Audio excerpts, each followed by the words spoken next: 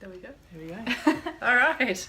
Okay, it is with a great pleasure that I introduce you all to a marvellous young lady called Kaitlin Petrie. Kaitlin and I haven't actually really officially met properly before until today, but we know of each other. Yes, we do. Yes. Kaitlin is one of the, I guess you could call the up-and-coming young stars of Tasmanian netball, and for those who know me, they know that I, as a hobby, write for the Mercury covering the sport of netball. So I have interviewed Kaitlin a couple of times over the last couple of seasons. Yeah. And so when I was sitting down and thinking about this project and thinking about that I really wanted to interview a young lady, a young woman, and to talk to them about their definition and experience of happiness and success, Kaitlin came to mind immediately. I think she was a bit surprised when I sent you the message going, would you like to be interviewed for something? So thank you very much, Kaitlin, for your time. As you can see, she's in a school uniform. She's just finished school, and here we are. Those who might happen to follow the netball would know that Kaitlin plays for the Corona Flames, which is a state league club. Last year she was also, she participated in the Australian 17 under development squad. In addition to doing the netball, she's also got quite a reputation for herself as being a sportswoman involved with surf lifesaving. I have to look down and read it. It was the 2015 Tasmanian Open Iron Woman. Got silver? Silver. Yes, and you came ninth in the 19 and under division in the Coolangatta Gold. Yes. You would have only been 16. Yes, I was at the time. Yeah. I'd been 16 was the age to qualify, and I'd been that for a month. So that's quite incredible when you think about that. So clearly a very talented athlete. She's head prefect at St Mary's College. She's in year 12. She's fresh off finishing exams. Yes. So again, thank you very much, Kaitlin, no worries. for talking with me today. One of the first questions I wanted to ask you about was, as a young woman, you're a student, you play sport. I assume you have a social life of some sort in there. I try. Yeah. Some people might, look at that and think that that's a very hectic life for you to have. Has it ever crossed your mind, that perhaps people might think that you how do you fit it all in, into your life?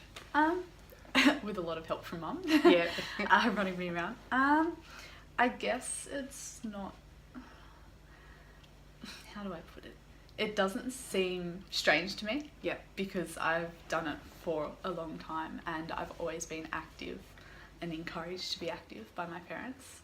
I think it's just more a matter of time management, and being an only child, I've been able to adapt to being alone, and so I don't crave as much of a social life as, say, other people necessarily do that have been brought up in that way, which is nothing against them, nothing against me. And I guess it's just making sure I do what I love. If I don't want to do something, I don't do it. Okay. My parents don't pressure me into it. They're very good at telling me to back myself up, and so if I feel pressure from other outward presences, it's still back yourself, stand up, don't take on anything that you don't need to. Question I've been asking a lot of the women is around how they define their own success. I mean, for you, up until now, obviously you're quite competitive with this sport. Yeah. And I suspect quite set yourself probably some high standards, and looking at all the little, I don't know if you can see them from there, all the little badges for all the different things, all the different captains you are and things like that. So you clearly take a lot of pride in your school. Do you, success is probably not a term that you use a lot in a school environment. Clearly in a sporting environment we do. Yeah. But have you ever thought about how you would define your own success in that? What if even 2 or 5 years down the track, you talk about what you'd like to do, but how would you benchmark in regards to what will make you happy? It's a good question. I don't think it's one people probably talk about often enough, because as you've said, success is quite often determined by who gets the gold medal, who gets the placements, who gets the results. And that is one way to measure it by, but not everybody can win a gold medal, and not everybody can get the placings or the times that they want. So will you be happy if you were not to progress your netball or your surf life in any way in the next 5 years? I think I would be happy if I know that I've tried my best and I've got the best out of myself, because everyone obviously has their different limits. So if my limit's that I don't make it any further, but I've put the hard work in and the effort, although it at times can be devastating, knowing that you've put the effort in keeps me satisfied. There's a term, I guess it's more of a workplace term. They use the term mentors, and I know they do in sport as well, but mentors from the perspective of someone you go to and you get advice from, or different people who inspire you. Like, at this point in your life, do you have those sorts of role models in your life? And if so, who would they be? Yeah, I think on and off I've had them, just because I've never had sort of a consistent coach as such. You have them for a couple of years and then you move on. But I definitely think Rebecca Thomas, during the ADP program that I had with her, and she was assistant coach at Karana last year, she definitely influenced me a lot, gave me a lot of feedback. What she's done within netball as well, clearly try and gain everything you can from her. Julie would have to be one, obviously. It's not often you exposed to that kind of... And just for those listening, Julie, who she's referring to is Julie Hornweg, who is currently the high performance manager for Netball Tasmania, who is also who flies in and out of the state. She is the former, I think, multiple premiership coach of the Melbourne Vixens, and she's got a lot of international and national experience, and she's been bringing I guess a major change in high performance culture to the States. So that's the woman that she's referring to. Just getting that high level, obviously, experience, the attitude and values that are needed. What about outside of sport? Outside of sport? Definitely my mum. Great. Yeah.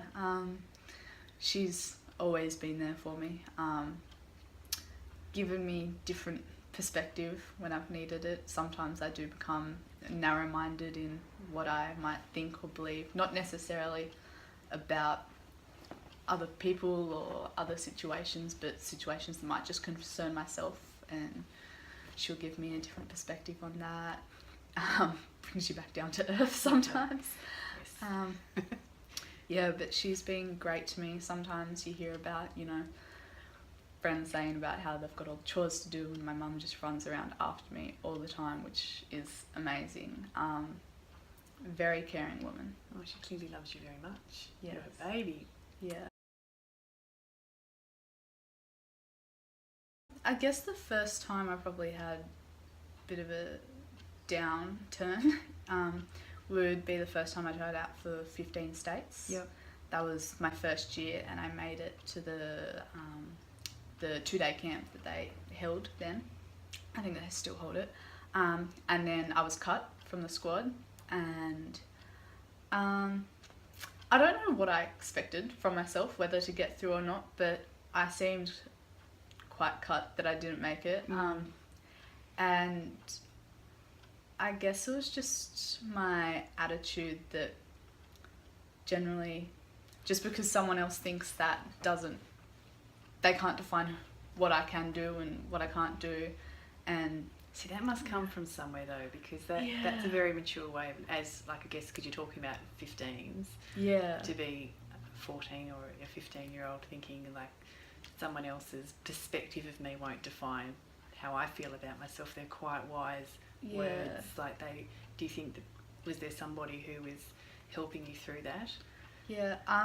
Probably my parents, to be honest, because they always have such a massive influence. It's amazing Yeah. you know, words and support.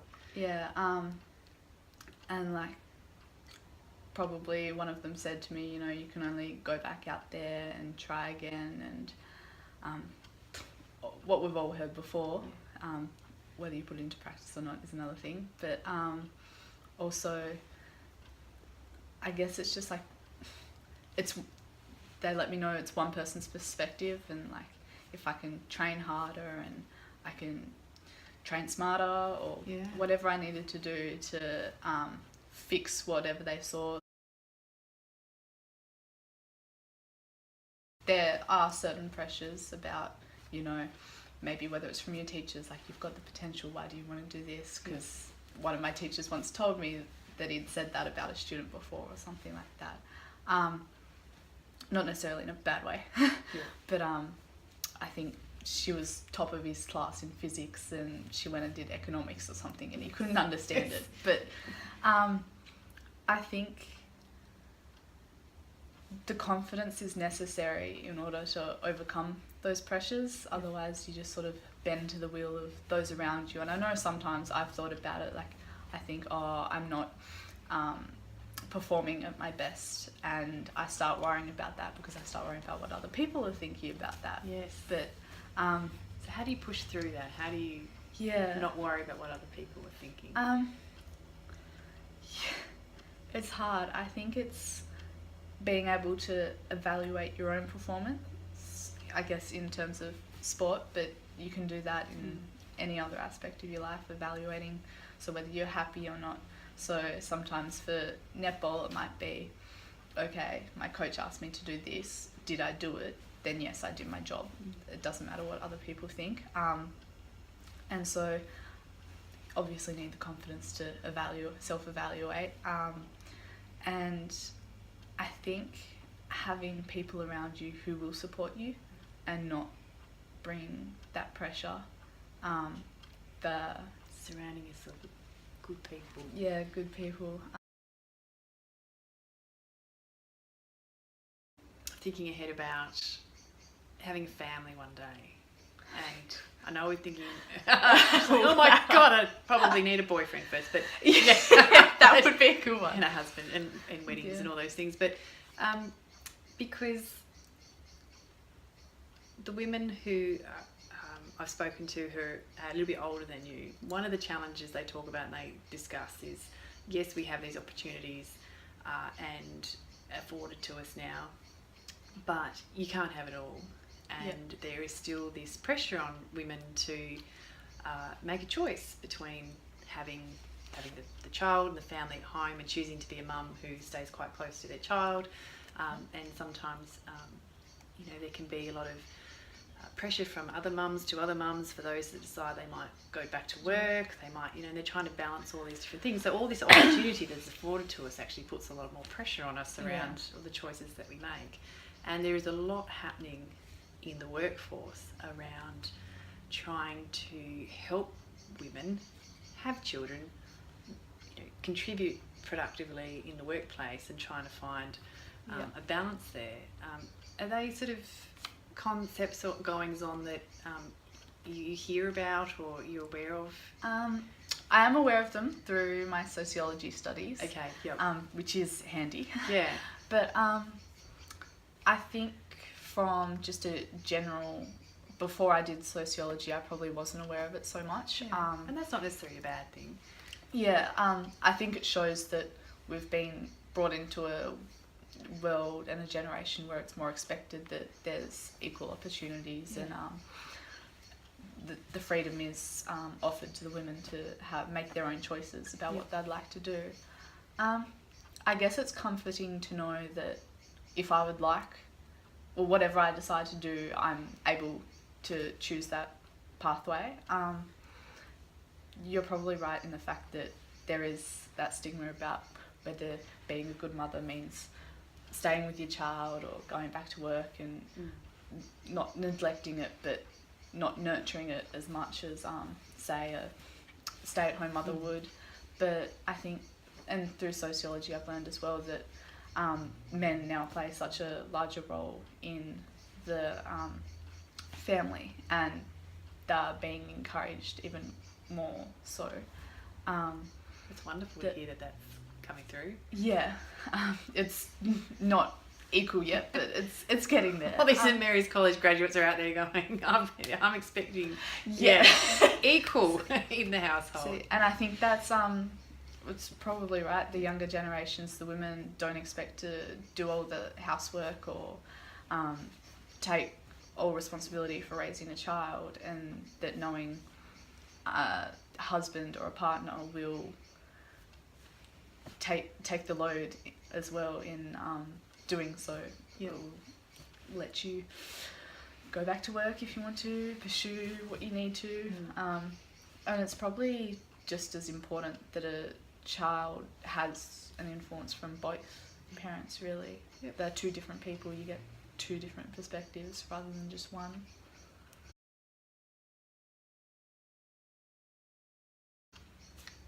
I'm going to ask you a fairly dark question next, Okay. but it's very topical at the moment,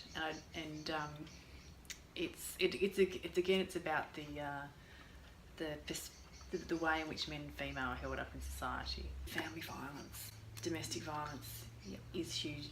I won't use say huge, but it's a very topical at the moment in regards to nationally. There's lots of things going on in our communities to try and address those issues, but a lot of people believe that at its core is this belief of just almost like a disrespect from a man to a female, that they actually value a female less than themselves, and that what that means is that they treat them badly. In your generation, do you still see pockets of perhaps where it's not quite, where maybe they still see the girls as being, I don't want to say less, but it's almost that slight little cultural thing. Them? Does it still happen? Because it certainly happened when I was in high school. I think it still does to a certain extent. Probably, I guess as a whole, they try not to say that, boys are better than girls or girls are any less, but you see it, like, I know people my age and people younger, they're always talking about stats and whatnot. What does that mean? That how many boyfriends they've had? Yeah. Right. What they may have done with said boyfriends right. or anything like that. So I think it's probably taking the concept of a relationship and not valuing it for what it is. They might think it's a relationship, and they're not treating it as it should be. It's a two-way thing. It's not about what you're getting out of it. So how do you remove yourself from all that? I don't really know, to be honest. I have a feeling that your parents have done a very good job of instilling a very strong sense of self-worth into you. I guess that's what I was trying to say. I have a lot of self-worth. You have a lot of confidence and self-worth in yourself as a person, that you don't... Yeah. You're certainly not sounding like somebody who will value... link their own self-value on what somebody else thinks of them. And actually, that's a comment you made earlier about when you missed out on the 15s, that feedback around telling yourself that what someone else thinks of me won't define me. So I guess that's a kind of a theme for you, which is a wonderful trait to have, and will bode you well as you go through life and have knockbacks and such. I think that's probably what I was trying to say, and that there's other people within this generation that probably lack that confidence and self-worth, and they want the attention and crave the attention, the need for other people. But I think it's slowly getting sort of dissipated out of the generations as they come by, because obviously 50 years ago was a very patriarchal society in which men were dominant over women, and as that's changed, it's slowly been changing as well. The relationship within the generations as well has probably been changing, and so I think there will come a time when domestic violence shouldn't be a thing that is a frequent occurrence. Or, I hope so. yeah. Yeah, I hope so. One of my quite older friends from surf, she did, I just remembered then, say quite a good thing to me during one training session where I was doing it a bit tough, and she just told me to, you know, if you don't feel like it, if you're not happy, if you're not enjoying what you're doing, then why do it? Yeah. So she was like, because I was quite pedantic at that time, you know, don't miss a training session, don't do this, don't do that. She's like, why train when you don't want to, when you're not enjoying it, you're not going to get anything out of it? Yep. And I guess if you take that in the right context, she's right. If you're not enjoying it, you're not going to put in your best effort. Yeah. And I guess some people would say mentally that's when you probably need to push through, but sometimes it's probably the right time to maybe back off, or it might be telling you something. And I guess that's, in a way, talking about what you want to do and your potential. People can say anything they want, but if you're not the one happy about it, if you're not going to enjoy it, then why do it? Yeah.